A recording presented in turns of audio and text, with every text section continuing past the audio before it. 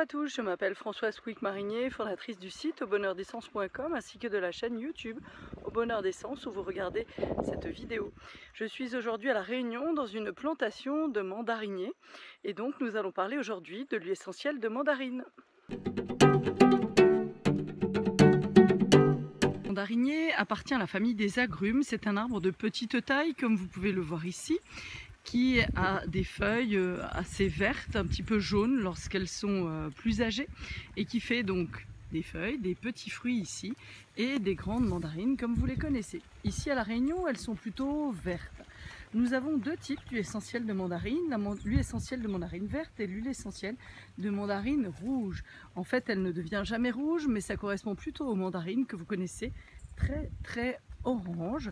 Nous préférons, si nous avons le choix, l'huile essentielle de mandarine verte qui contient plus d'une molécule qui s'appelle le N-méthylanthraniate de méthyle, qui est une molécule extrêmement antidépresseur et calmante, notamment chez les tout petits. L'huile essentielle de mandarine a des propriétés très intéressantes. C'est une huile essentielle extrêmement douce que l'on va pouvoir utiliser chez tout le monde, notamment comme antispasmodique léger, mais également pour la peau grasse ou encore pour des propriétés calmantes, relaxantes pour les insomnies. On l'obtient à partir du zeste de la mandarine que l'on va expresser ou gratter.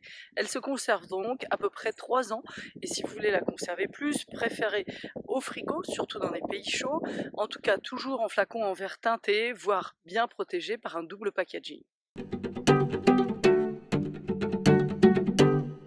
Les contre-indications de l'huile essentielle de mandarine sont très faibles, dans le sens où nous pouvons l'utiliser à partir de 3 mois chez un nourrisson, chez une femme enceinte, à partir de 3 mois de grossesse, ainsi que chez les personnes âgées, chez les personnes polymédicamentées, fragiles, épileptiques ou autres. Donc c'est très facile. Une contre-indication, et pas des moindres, c'est le soleil. Nous n'irons pas au soleil après avoir mis sur la peau de l'huile essentielle de mandarine qui est obtenue à partir de l'épicarpe des fruits, donc grattée, parce qu'il y a des coumarines qui vont être photosensibilisantes. Donc on va finir soit taché avec des taches brunes, soit couleur écrevisse cuite, c'est-à-dire tout rouge avec des taches de photosensibilisation. Cette huile essentielle par contre est fragile puisqu'elle est obtenue à partir de l'épicarpe, c'est-à-dire que l'on gratte le zeste ici du fruit. Elle va se garder 3 ans ou si vous voulez la conserver plus, au frigo. Les utilisations de l'huile essentielle de mandarine sont diverses et faciles puisqu'on peut l'utiliser chez tout le monde. On fera donc juste attention au soleil. Chez un bébé, par exemple, on pourrait lui masser le ventre avec dilué dans un lait pour le corps ou une huile végétale très douce pour les colites du nourrisson. Ou on pourrait également lui mettre exceptionnellement une goutte dans le biberon de lait infantile pour éviter le hoquet. Chez une femme enceinte qui va avoir le hoquet au niveau du ventre, c'est-à-dire que le bébé à l'intérieur du ventre a le hoquet, eh bien on va masser avec 2 gouttes diluées dans du lait pour le corps ou une huile végétale sur le ventre. Au bout de 30 secondes, vous verrez, le hoquet a disparu. On peut également mettre 2 gouttes sur l'oreiller ou sur les poignets. Attention, ça tâche, c'est vert.